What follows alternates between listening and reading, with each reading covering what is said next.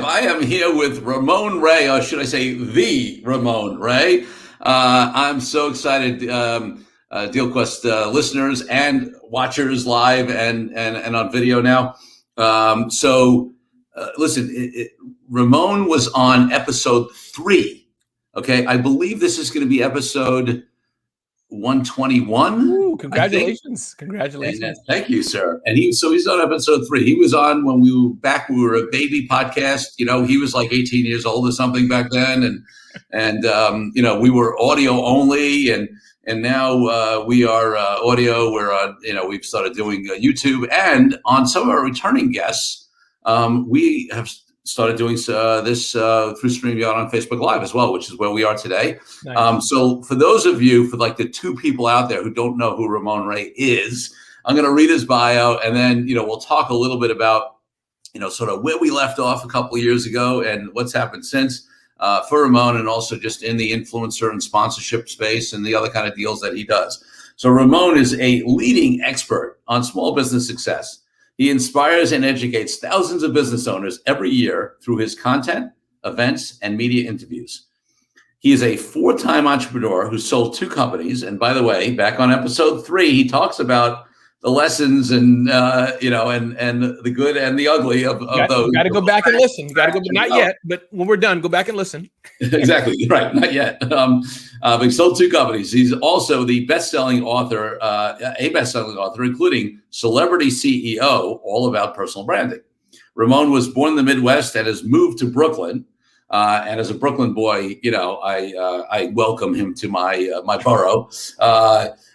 New York, as he moved there as a young teen. So, he's almost a real Brooklynite. You can say Ramon's he's part well-mannered Midwesterner and part action-oriented New Yorker. I love that. I think it's so accurate. Ramon is the founder of smarthustle.com, an entrepreneur in resident at Oracle NetSuite. And that's something I want to talk to him about, because that's something that's happened since the last podcast. Mm-hmm. Ramon has shared the stage with many leading business thought leaders, including Seth Godin, Simon Sinek, and Gary Vaynerchuk. Ramon Ray, welcome back. Hey, Corey. Thanks for having me. It's good to be here. Good to hang with you, man. When I heard Corey said, Ramon, can you? It's just yes, figuring out what Corey would say. And always good being with you. And thank you for your vulnerability, Corey, and the variety of things that you do in life. So thank you for having me here. Thank you, man. Listen, if I knew you were a yes to whatever I say, I might have made a different request. That's how much I trust you. All right, so folks, listen. Like I said, Ramon, on episode 3, after this is over, you want to go back because you're going to so enjoy this. You'll hear about some of his prior entrepreneurial ventures and partnerships and sale, and also we talked generally where I want to expand upon today about what Ramon does, which is he called himself a mini influencer, I believe back then, and Ramon's a very humble guy. So my guess is he probably still wouldn't call himself a major influencer, but I want to at least move you to medium influencer, Ramon. So we're going to talk about the influencer world and deals in that, and how he gets major companies to sponsor a lot of things that he does. And I want to get some updates on what's happened, in the last couple of years. Obviously, a lot has happened, because his episode was, we had some pre-pandemic time, we had some COVID time, and now we have the evolution out of COVID time. Right. So a lot, has happened in the world. So Ramon, just tell us about some of the things that, you've been up to. We mentioned that Oracle NetSuite, thing. Sure. I know you've had some great announcements lately. What's going on with you, man? Yeah, no, I'm doing great, especially regarding the DealQuest audience, all things deal and more, right? So deals about family, mindset, energy, sometimes not feeling so great. Deals kind of encompass all that. But to give you a quick update, then you let me know where you want to take this, especially to help the audience as they're looking for different, strategies and ways. And even sometimes, Corey, it's just one tip, right? I like what Ramon said and Corey said. Let me steal in a good way. Let me steal that idea. Yes. Talking to a lawyer, saying the word steal. But anyways, a few things, Corey, I'll recap. I think one, definitely the deal with Oracle NetSuite is amazing. And I think to recap kind of what I do, many brands, this is not for everybody, but many brands are looking for the word they call influencers. And the reason I say many influencers, because there's those who many see on the proverbial Instagram, makeup and beauty. And those people often, to be anything, you got to have, tens of thousands, hundreds of thousands, as it were, followers to really make a dent. whether money is there or not versus free products is one thing. But in the business world space, it gets a lot more narrow, right? There's only Mark Cuban and Damon John, Seth Godin, Susie Orman, whatever, the top 100, Brian Tracy. But then you have this nice little middle, which I'll put myself there to some degree. It's contextual, and right, thank you. It's contextual, but in small business. And so that's where I fit in. So Oracle, NetSuite, they're like, you know what? We're this big billion-dollar company. They have money to spend. They do advertising and all this. But one thing they don't have, Corey, is kind of that, meaning they have their executive team, of course, but they don't have that public human element, that brand ambassador, someone kind of to wave the flag and be themselves. That's kind of, on the James Bond movies or whatever. They have the regular military guys, and they hire that weird guy outside the wire. He's with them, but he can do other things. So that's me. So that's one thing, and I can go into that more if you like. I'll just recap a bit here. But so that's Oracle NetSuite, a brand ambassador for them, a good deal to really represent them. And basically, we were doing a lot together, Corey. And I'm like, you know what? Instead of you engaging me to speak and then do a Twitter chat and then do live video and then do this, that's another tip. Number 2, titles are important. I'm like, could you call it an entrepreneur in residence? Bring this together and let's just package a whole bunch of stuff together, which I'm happy to lay out if it's helpful. So that's one, getting that deal, getting the naming, wrapping it up. I have something that's great. They have something that's great. We move together. 2, I'm bringing back my Survive and Thrive Summit last year, April 20th, I believe it was 2020. That's when kind of the COVID opening up, people, we were scared then and all that. And companies were looking for solutions to still market their products and services. So I had 1,000 and then 2,000 people signed up for my big event. So that's coming up, Survive and Thrive Summit. And beyond that, Corey, I think I'll end there to give you the space to chat about, wherever you want to take this. I think still the growth of brands looking for people to represent them. You and I do slightly kind of different things, but from my world, my biggest bread and butter, it's growing. It's growing. Doesn't mean I don't get the deal every time, but I'm blessed to say I'm unsolicited inbound, calls and emails. So I think that part of the world is definitely growing. Yes. So let's talk about this Oracle NetSuite deal. So it's interesting. So it sounds to me, so you were actually the one that pitched. It's not like they had a program and they said, Ramon Ray, we're going to have you choose to be our next entrepreneur in residence in our entrepreneur in residence program. Right? What you did was you said to yourself, hey, I'm doing these number of deals, arrangements, whatever, right, on one-offs or maybe a series or whatever it is with them. And you actually came up with a new deal, right, that you envisioned and that you pitched to them, right? That's right. And you even created the branding for it. Yes, right. You decided you're going to be the entrepreneur residence. And I served them what they wanted, right, Corey? It's kind of like, I think the best saying is nobody, except a few of our maybe nerdy friends, go to Home Depot looking for a screw, looking for a hammer or a nail, rather, looking for a frame. Very few of us. You, your wife, our families, we just want the darn painting on the wall. That's the essence of what we want. So Corey's going through Home Depot and somebody says, Mr. Kupfer, by the way, I can do XYZ for you. And it's called the Painting Concierge Service. Done. You know what? You got the job. Right. Love it. That's kind of what I did. All right. So I want to really, I think this is a great opportunity to parse because one of the things that, sure, we talk about different types of deals on this podcast. We talk about deal structures, but we also talk about the mind of a deal maker, right? Like how you think through these things. And I think this is a fascinating sort of case study, right, on how we do this, right? So I want to talk, can you delve into a little more about your mindset? Because you're thinking to yourself, hey, I'm doing A, B, and C for Oracle, right? They need X. Yeah. I think I can put together something that will meet their need and that will expand our relationship. And that I'm sure will be, more monetarily lucrative to me, but also to them and also to them. So what was it that you said to yourself, Oracle needs that I could create this package for? What's the value to them? I think, and I'll back up even a little further there and remind me to answer that question directly, but I just want to give homage. I wish I had a specific name, but I'm sure half of these are our mutual friends. For the past year or two, Corey, I don't remember exactly, and you and I have had at least one or two in-depth conversations about my own business. I think I've been on a journey trying to mature myself, trying to 10X. That's a Grant word, but whoever it is. So I just want to set that. We can go back to that if you want, but I think you understand what I'm trying to say is just I've matured myself just to think, I have a tape measure. I don't know why I have it in my hand, but tape measure. Corey said he wants a tape measure. Ramon, stop selling the man the tape measure. Listen, ask questions. Say, by the way, Corey, I have a tape measure kit with a hammer and a paintbrush and all that. This is $2, but for $5. That's the mindset I've been in the past few months. So I'll pause there if you want before I answer. Is that helpful, Corey? Just to I'm glad you sort of backed it up to that, right? Because it goes directly to what I'm talking about is like this mindset shift, right? Because even before we get into your ability to identify what, and we've been using this one example, right, of Oracle, but it applies across the board.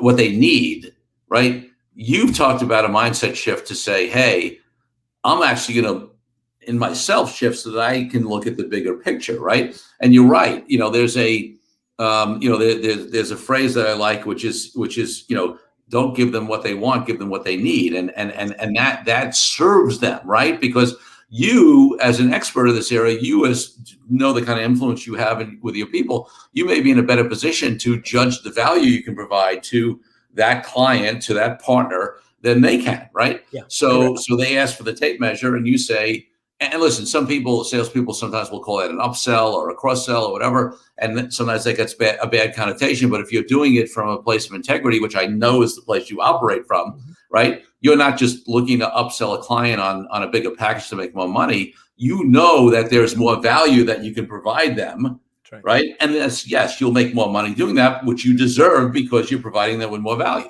Right. And to your point, Corey, and I will answer that. I have no problem shying away. Just people think, is Ramon trying to skirt the question? You know how politicians do. No, I'm going to answer Corey's question, the specific elements of the deal. But I think it's important as those listening, because you said this happens to be my relationship with the company, but this is extensible. I think it's a big English word, anywhere in life. And so I think to your point, Corey, yes. And I think the second thing I'll add, then we can get into the deal itself if you want, but is that it's not slimy. Because I think some people are scared of money, Corey, but you're so true, meaning you have to find the right client, right? Fair enough. But let's talk baller talk. I mean, I'm humbled and everybody's at a different stage in life, but let's talk baller talk.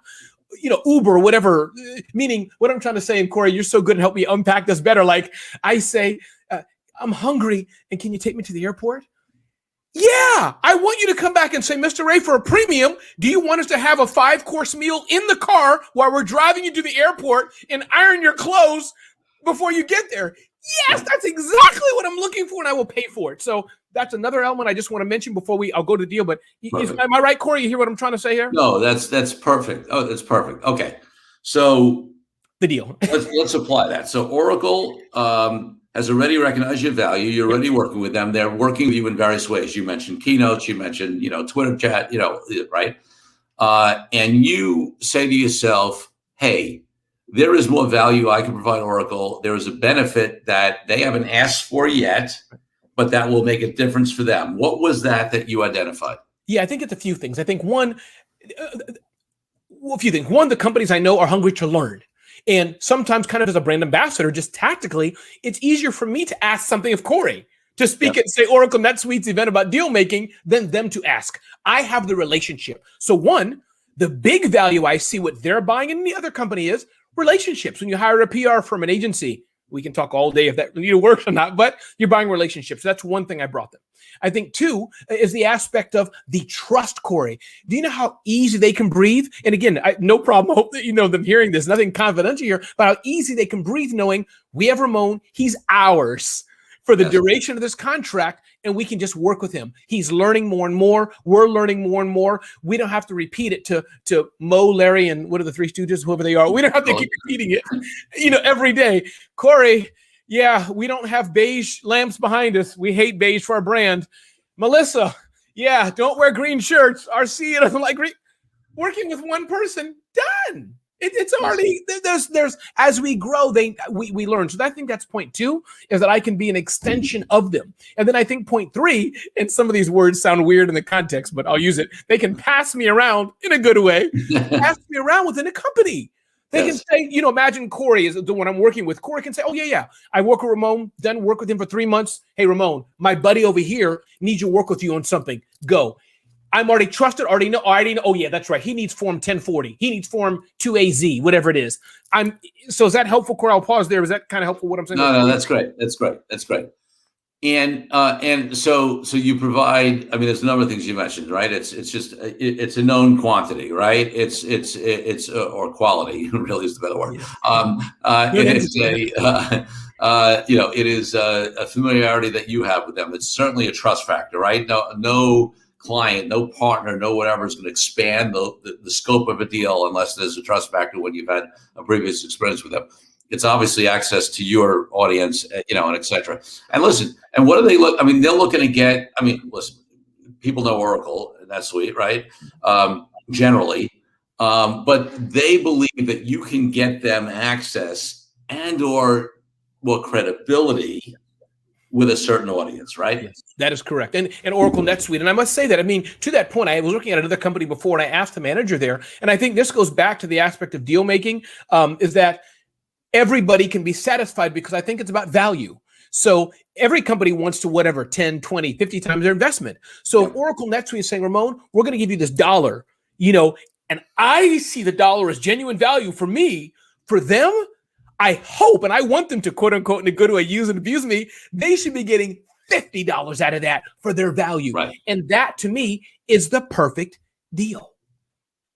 If that makes sense. Love it. I don't know how the money adds on a deal, like if you're buying stocks and bonds and money, valuations of companies, things that you know so well. But I think in this soft issue, let's take a different example. I don't know pop culture too well, but Pepsi hiring Cardi B, I hope it was Cardi B. I hope that was the name and not the other pop star.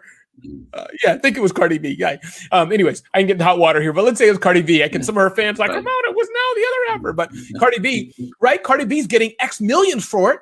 She's happy. Pepsi's like, this is worth hundreds of millions more. Yes. So just to explain, that's what we're talking about. When Corey and I are talking about the art of the deal, we should be fairly compensated. But if you're packaging it right, there's that emotional. And I think, Corey, part of it goes back to the painting. AAA, why do we all pay for, or some of us pay for AAA? We hardly ever use it. We're paying for the emotional piece that when your wife or my daughter or your husband or your boyfriend, whatever it may be, is on the road, that $200 a year, whatever we're paying a year, you can't buy that. You just can't buy that safety and security knowing, tires off, please come and fix it. Done. Yep. Love it. Okay. So now, and again, anything you don't want to answer, is, you can just say it's confidential. Yeah. I'm not obviously going to ask you for specific dollars, but in terms of the deal structure, is it an annual, it's an annual thing over X number of years of a contract, whatever that they're paying you, and I would assume there's a certain scope of work of things that you're going to do for them as the entrepreneur in residence brand ambassador for Oracle NetSuite, correct? Yeah, sure. The deal is structured kind of annually. And what it is yes, there's a variety of buckets, and many of them are quite public that I've been doing. So, for example, working with other influencers and brand ambassadors to say, hey, listen, how can we work together? Leveraging that relationship there, I think, is one. I think point two, another thing that's definitely very important is, hey, listen, as we go to talk to the press and media, it's great to be able to have somebody who can work with us on that storytelling journey. So that's two. I think three is definitely events, Corey. And that's a big thing, right? Instead of saying, Ramon, are you free in May? Are you free in June? You're free in December? You're free here? This date? You know what? Listen, you call, Ramon will answer. So that's part of the security, but also, so that's three is the event production side. Four is content. As you know, Corey, I produce an inordinate amount of content. Ton of content. Yes, ton of it. And so some of that content may already be or will start to be, hey, this is Ramon Ray. I'm happy to provide it. Once a day, I'm going to come here, blah, blah, blah. Brought to you by Oracle NetSuite. People didn't see the phone. There we go. So, so content is the fifth bucket, I think it is. And then the other thing is kind of really to help their team. They're smart people they have there. But Ramon also is on the ground, kind of as I gave that example. Imagine a Delta Force Navy SEAL, silly example, but kind of guys who are a little bit outside the wire, a little bit maverick. They have a different perspective. So I can be available to kind of give that perspective. So those are a few things that in this particular deal that we're doing and people listening can see, it's a lot. It sounds like a lot, but I'm very happy with both lots on both sides of the equation. Love it. And I'm not going to keep saying, you'll tell me if anything's confidential and you can't talk about it. I'm not going to preface every time I ask a question. So, and you tend to be as open as, as you can be. On the one hand, my sense is because obviously you have still, this isn't the only thing you're doing. You're still doing plenty of other Ramon Ray stuff. Yes. So this is not exclusive in that it's not, you're not 100%, it's not an employment or a sole contract relationship. Although my guess is that there's probably some exclusivity in terms of not working with certain competitors in doing similar things. Absolutely correct. Probably right. And that's a great example, and it's fair. And I think going back to what you said of the value, I think how much someone can control in a good way, or how much someone could expect or earn from you, kind of like a marriage in a way, I think it's commissioned on what they're willing to give on how the deal was structured. So you're exactly right. So yes, I have a very broad latitude, run my business, do what I want. But of course, there's some brands that, are like, wow, we kind of do the same thing. So it's probably better Ramon doesn't do this Twitter chat or this speak for this. So it's pretty broad. But I think also there's that respect as well, right? It's like, imagine me and you, Corey. This is silly, working together. I hire Corey, my lawyer. I owe him to say, hey, Corey, I want to call the other lawyer too. It's courtesy. So yes, in this deal, there's a bit of exclusivity, a bit of being careful, but yes, it's broad for Ramon to be able to do stuff, but more so who is it with, for sure. And that makes sense. And listen, folks, this is a lesson for everybody out there who's going to be listening, and there will be the normal audio version of this. There will be the YouTube version. And, we pop this up on live without any promo. So we don't expect a lot of live attendees, but whoever shows up is great. But the point is, whenever you're listening, think about applying, I bring on these great guests, Ramon's amazing, and it's easy to just listen to his story and be impressed with him and just be into his enthusiasm. What I also want our listeners and viewers to do is to think about how they can apply some of these stories, some of this experience, some of these lessons to their own situation. And I will tell you, in my business, I get a lot of my business through sort of strategic partner relationships with key folks. And one of the things that they do for me. So, for example, when a Schwab or a Fidelity, for example, says use Comfort. Now, I'm not their brand ambassador or their entrepreneur residence because they don't do that, but it is an endorsement, right? For this thing where we're going to work with investment advisors who are leaving Merrill Lynch and they will start their own firm and they're going to bring their assets to a Schwab or a Fidelity, for example, and they say use Comfort. That gives me credibility, right? Beyond my own reputation that I've built, because now I am approved by these brands, right? Ramon's getting something similar in actually a more, engaged kind of, contractual, relationship, and that helps him, right? He's, wow, a company like Oracle, NetSuite is, saying. And let me add one more thing to that, Corey, as well. I think one thing I heard from John Warlow, those who knows about building your business to sell, something like that. And actually, in fact, if you haven't had him on here, you may want to as well. But interesting, he said that, money is relative. And here's what I mean. Let's go back to, I'll use my tape measure example again. Hope y'all don't mind me using tape measures this year. I'll tell you what it is. Me and my wife are celebrating soon our 27th wedding anniversary. And so you're going to laugh because for some reason, I got one sitting on my desk as well. Now, my sister just moved in on a measuring. I love it, Corey. There we go. We got some good imagery.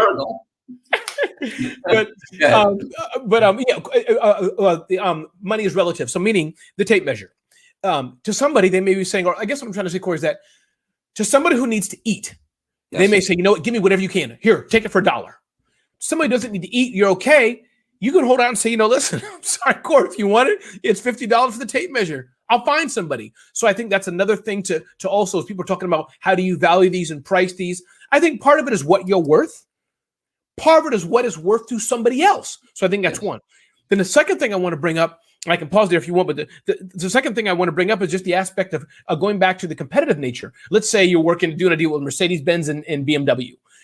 You're already working with BMW a lot. You can say, listen, I will not work with Mercedes if you're willing to compensate me for a premium, because you know what a top dog I am. I mean, not Ramon, but in any business you're in, a top dog I am. I'll be exclusive to you, and that makes you more valuable. So that's another thing to think about. And not everybody can do it. But if you're able to say, I'll forego this revenue, I won't work with the Gap. I'll work with guests or whatever that's another thing you can do.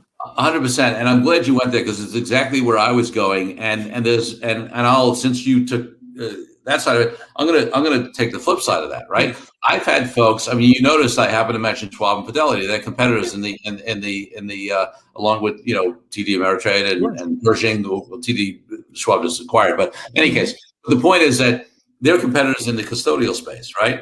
I actually work with both of them. Mm-hmm. There are other sort of platforms out there and I'm just picking the investment advisor space because that was a space I do a lot in, but there are various platforms out there. I work for a lot of them. They're competitors with each other. The reason they all work with me is obviously because we have a very strong niche in this area. We've done hundreds of these breakaway broker transactions. There are very few firms that do it. They trust us, etc. And they know that we are not. So what are the key things to that? On the one side, none of them, all right, I mean, sometimes you get, and I'm not saying Schwab and Fidelity did this, but you get situations where somebody says to you, I don't want you working for one of my competitors. And I'll say to them, okay, we can have a discussion about an exclusive deal, but what you pay me is X. That's going to cost Y, right? There's a whole different economic deal for any kind of exclusivity, whether it's limited or, and certainly if it's broader, right? Now, in my industry, and this ethical things as a lawyer, but I don't want to get into that. I just want to use it as an example. In my industry, in general, in this particular space, right? Nobody's going to pay for the exclusive. So part of the understanding is that, hey, no, you're not going to get an exclusive. I am going to work with your competitor, right? Now, I'll tell you what I'm not going to do.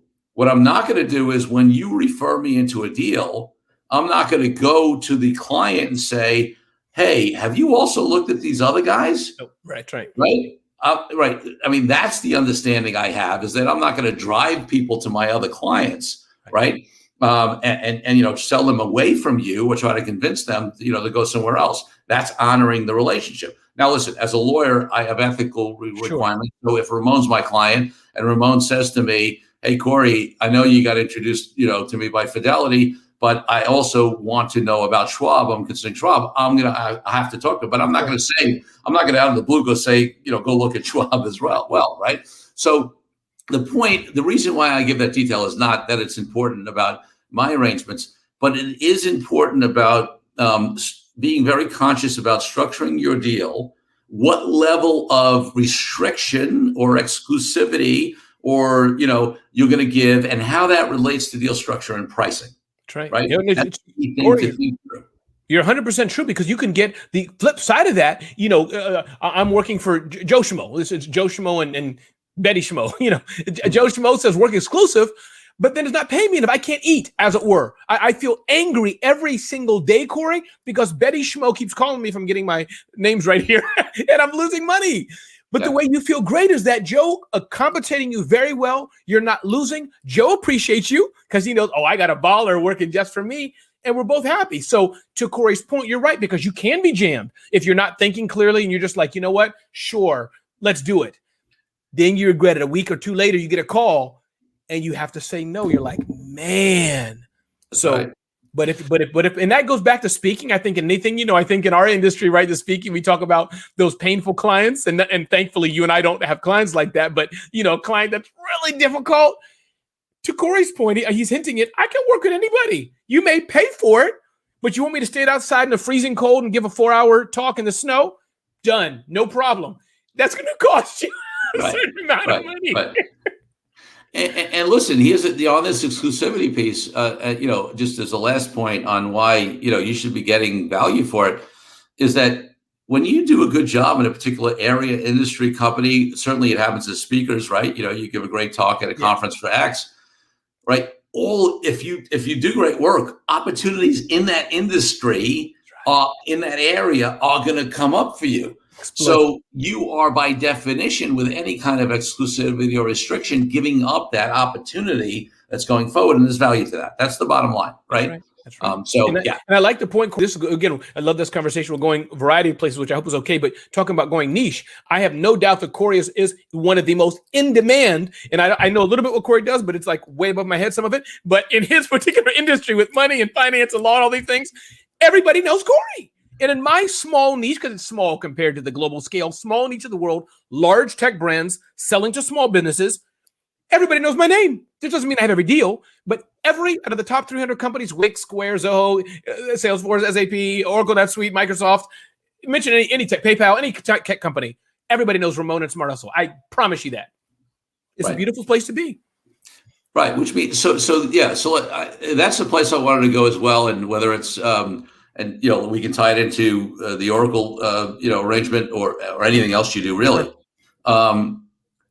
What is it that you do? So to get your first, whatever the first thing you did for Oracle, right, or any of your other big brands that you work with, there had to be something you did that had them see value, right? So you don't get a deal, whether it's just somebody paying a $5,000 sponsorship for your Smart Hustle conference, or it's somebody paying you to speak at their event, or having you sponsoring a Twitter chat with paying you X dollars, whatever it is. They don't do that for everybody, right? Tech brands don't do that for me. They wouldn't do that for me. I have no value I can bring them. Not yet. Right? So what is now, obviously I have value. I bring other, Of course. So what is it? So let's go back to the basics so people understand. You don't just walk into Oracle or Microsoft or whatever and say, hey, cut me a check. And they said, oh, Ramon's a nice, funny, good looking guy. We're going to cut him a check. No, what did you do in advance to create value that had them say, maybe we will cut this guy a check? That's a great question. After I answer this, Corey, I'd love for you to feel free to dig in more to help me even say it better, because I love these are very introspective questions. Sometimes we don't see ourselves, but others do. But I think a few things come to mind. I think one is definitely being so long in the industry as you and I both are. You're well known and a trusted name. So I think that's one. And again, my peers, competitors, but they're all my friends. I know them all. We talk all the time. We a small cabal of us have been doing this for 10, 15, 20 years. So that's one, the longevity. I think point two is also being, since I know many of the players, ancillary, I think is another big word in our industry. Corey, or whatever the tech brand is, working with Ramon means Corey now knows my whole network. Like a good lawyer, right? Yeah, like in your world, right? You can just say, hey, Ramon, we need this. Do you know a guy? Oh, yeah, I used to work with this guy. I just hired this guy. We were in a chat together, me and this guy, Shark Tank, whatever it is, which is reality. So that's point two. And I think the third thing in regards to Ramon, Corey, and I feel myself tearing up. I cry very easily, Corey, but I was doing something recently for a client, and the video didn't work on their end. Instantaneously, Corey, I came to life, which is my gift. And I'm only realizing this now. I used to not see it as a gift. I covered them. I put all the blame on me. We had fun. I bet people barely noticed the video didn't work. And the client was scrambling. They were like, oh my, it's not working. But I'm joking, having fun, and gave them time to just privately tell me, Ramon, move on. So I think for Ramon, Corey, I'm seeing better, and you and I talk about this in our other, networks and communities we're in. I may not be the deepest introspective guy. I could be, but I'm just having some fun here. That may not be my gift. I may not be the person who speaks with a British accent about productivity, and I've researched a million companies. That's not my gift. But if there's a big brand that wants to have fun, engagement, energy, and if stuff is broke, knows Ramon can off the fly spark for 3 hours with no notes, that's my gift, and I'm your guy. So that third reason is why the big companies, when their CEOs who are busy, they didn't have time to read the script, they know they're safe in Ramon's hands because Ramon will cover. If Corey makes a mistake, Ramon will put it all on him, giving Corey time to get back into shape. Okay, great. I love that. And I think that's real insightful in terms of, what makes you unique, today and has for a while, et cetera. You've been in the game. Let's go back to when you started, right? Sure. We joked about you calling yourselves a mini influencer. Well, there was a time where you were a really mini influencer, where you influenced maybe your wife and maybe your kid, maybe not, right? And so how did you go from somebody, because we're all, somebody who have, a few people know us, to how did you even start to build any kind of influence that any of these brands would have been interested in? Yeah. The one thing I did, Corey, and I'm sure there's a lot of things. We talk longer. I can give you the whole playbook, but there's a lot. But I recall one tactical thing I did. I had an email newsletter called the Small Business Technology Report. Made it up, Corey. And I can't remember why. I'm sure I can remember if we talk longer why I made it up. But it's the playbook we all do now. playbook we hear from our mutual friend Jeffrey Hazlett and others in podcasting. Yep. I started to interview the big brands. I can't remember why I did it, but I'm sure there was some genius connection. Because remember, back then, there wasn't all the knowledge we have today, and this was 20 years ago. That's right. But I interviewed Nigel Burton, who was like a VP at Microsoft. So people are slowly connecting the dots. I interviewed him about marketing to small businesses. And that, I believe, was my entry 20-something years ago, Corey, to being known now 20 years later in this space. The person who interviews everybody who he wants to be around is going to be known. This is the fact. And anybody can do that right now. You're trying to break into the lumber industry, which I know nothing about. You start interviewing all the major lumber companies in Seattle, wherever they are in the world, year, 2 years, whatever it is, you will be the most known person in the lumber industry. End of story. Just interviewing. And Ramon, let me.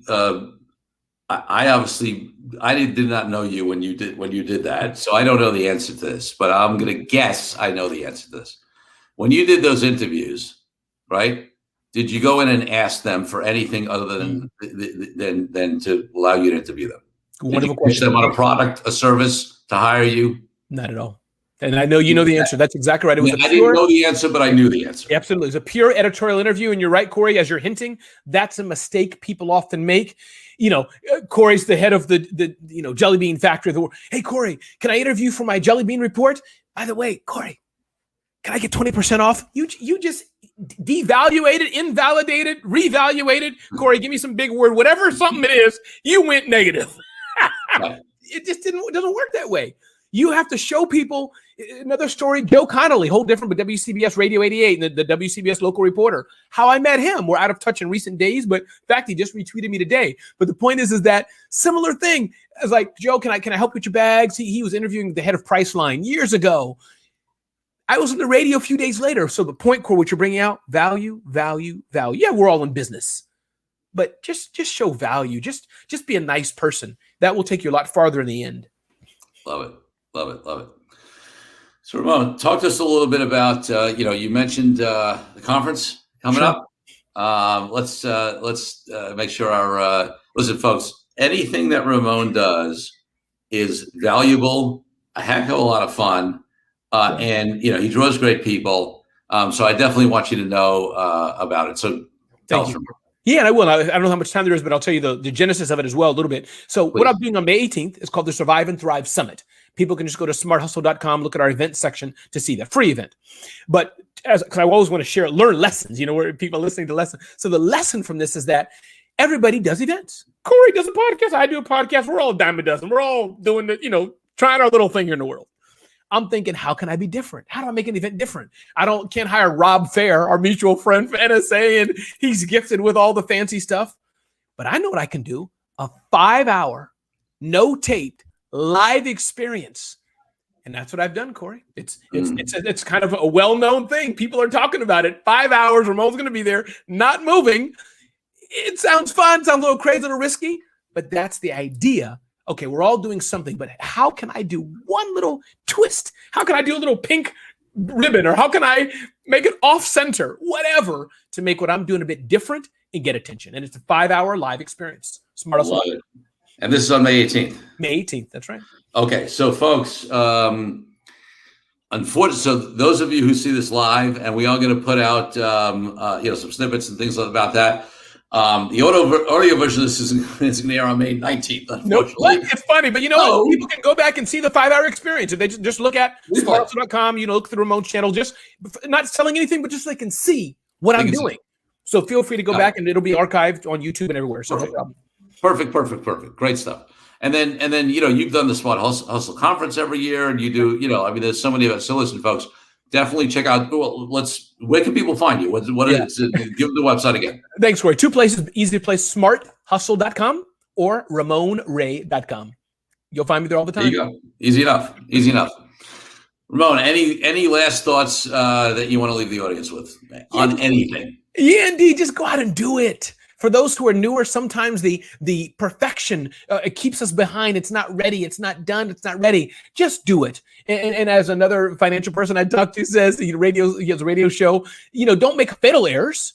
but just go out and do it. And I think, and have fun, and just keep listening to Corey and his team, and watch his journey. Because it's been great, Corey, to see you transform from a boring deal maker, just teasing Corey, to being a thought leader, being author and podcaster and interviewer. So watching your journey, Corey, means, and this is not in a bad way, anybody can do it, meaning the tools are there. 100%.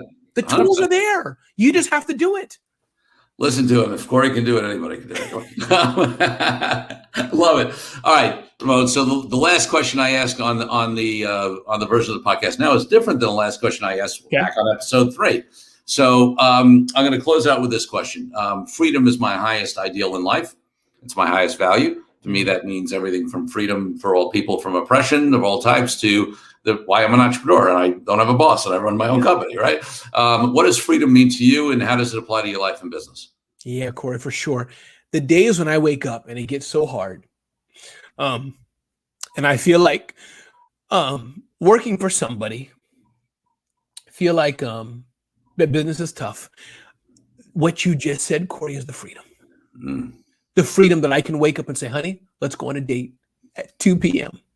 The fact that I have the freedom also, Corey, to fail, to have massive amounts of debt.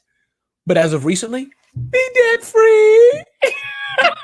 So the fact that I have the freedom, so I can go on, Corey. I know that's last, but it just means so much to me, Corey. But that's the freedom I love. The freedom to make profit and money. And I know you and we help as much as we can others, but I'll stop there. But that's the freedom I enjoy. Echoing your sentiments, Corey. Love it. Love it. Ramon Ray, thank you for being an amazing return guest on the Deal Quest podcast.